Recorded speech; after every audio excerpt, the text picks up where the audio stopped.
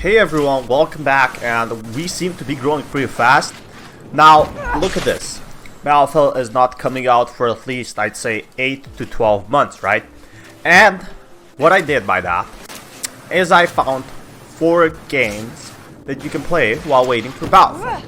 I think this is a great example of how you can spend your time wisely without just looking at the release date screen or release date timer or whatever. These are 4 great games that, you know, how did I pick those? They have to be first-person shooters. They have to be more on the realistic side. And they can be in the Battlefield franchise. So if we start off with a bit more basic and then we go to a bit more advanced, I'd say Battlefield 4 is one of the best games you can play right now. Even Jack Frags is revisiting these games, and it still looks pretty good. It looks amazing graphics since it released like 6 years ago, right? He's getting mad snipes here. He's talking about how this game didn't work out at the start and then it worked, blah blah blah. But you can see this is still a great game, and I am thinking this is how Battlefield 6 will look like with improved graphics. Well, these graphics are already good, like these are perfect for 2014. On Ultra, like this is crazy. I'm guessing Battlefield 4 is gonna be the closest that it's gonna be to Battlefield 6, except Battlefield 6 is gonna have way more content, right? Yeah. This just looks beautiful. It looks beautiful, to be honest. He even has his like own tripod knife over here. Pretty interesting.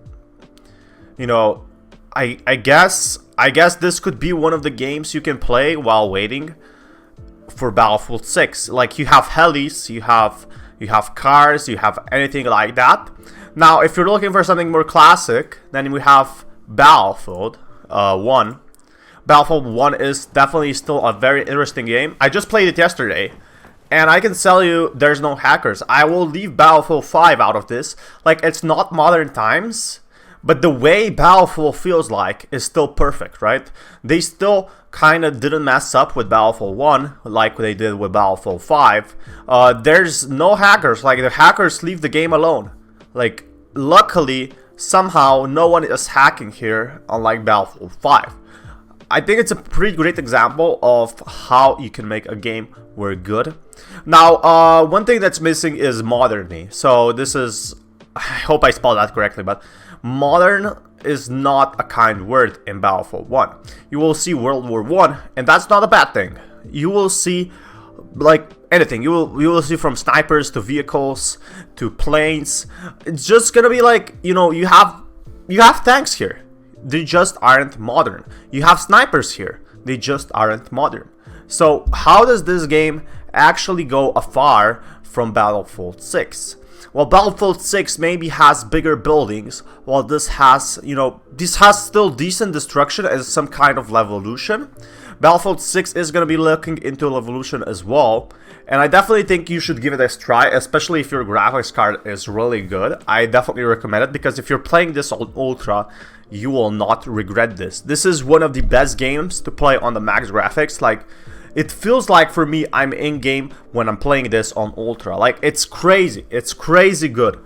But I guess we could go now to the next games that are not entitled to the Battlefield franchise. So this is a game I've been playing for hours and hours. Rising Storm 2 Vietnam is quite realistic, so we're going on to more realistic games.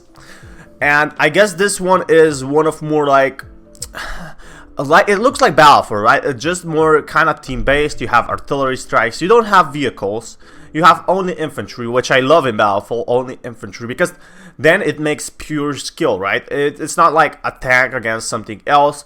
You have planes. You're not in the planes, but there's different examples. You have traps, so it's basically Americans versus the Vietnams, as you can see here. So these are the trenches, and one really fine thing about this is you can't see kills at start, right? You can't see, like, the live feed is about 2 seconds late, so you can't see if you killed someone instantly.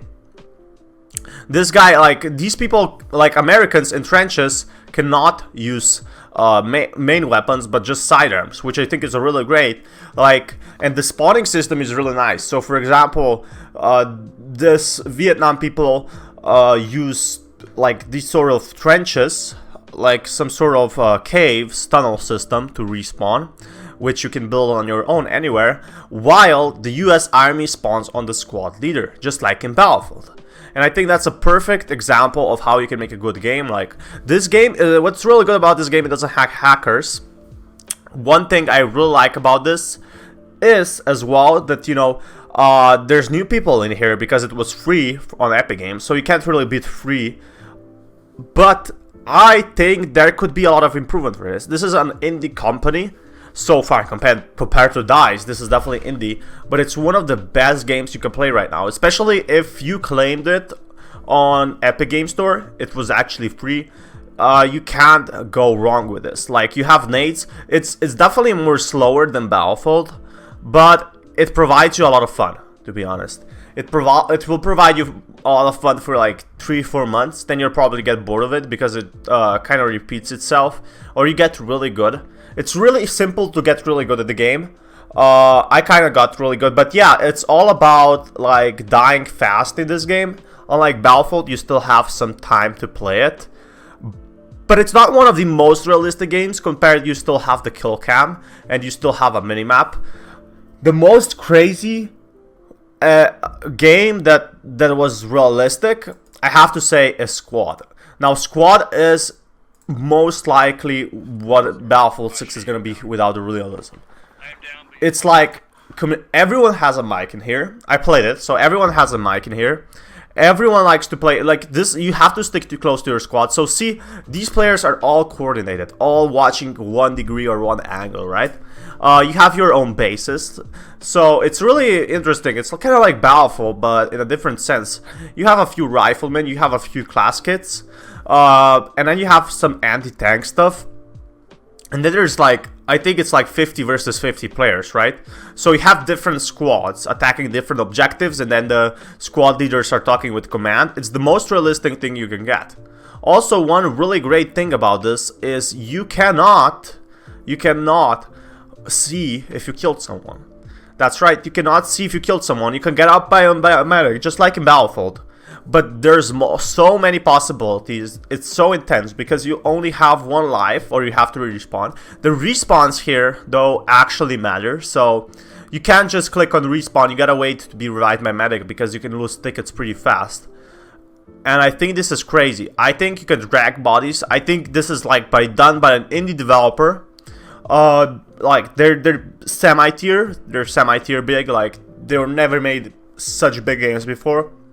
It just got out of release, and I definitely think it's worth that you try it out. Now, it is full price, 45 euros, I'm pretty sure. So unless you don't like the gameplay, it's not for you. Like, it's not like on Epic Games free store where it was, you know, where Rising Star Vietnam was free. But I'm guessing if you want, you can revisit old classic games, or you can play some of the new games. Now, the last 2 games I said, unlike Battlefield, are more realistic. Like, what they messed up with Battlefield 5 is a ton of hackers. They also made it a bit faster paced, like they wanted to make it like a Call of Duty. But if you wanted to play Call of Duty, gents, if you want to play Battlefield, you wouldn't want to play a Call of Duty game, which I felt that Battlefield 5 was exactly that. I think these games provide some realism while they provide fun as well. So they're not like Arma where you wait for, you know, 30 hours into contact. And this is crazy. If you look at this minimap, let's look at this again.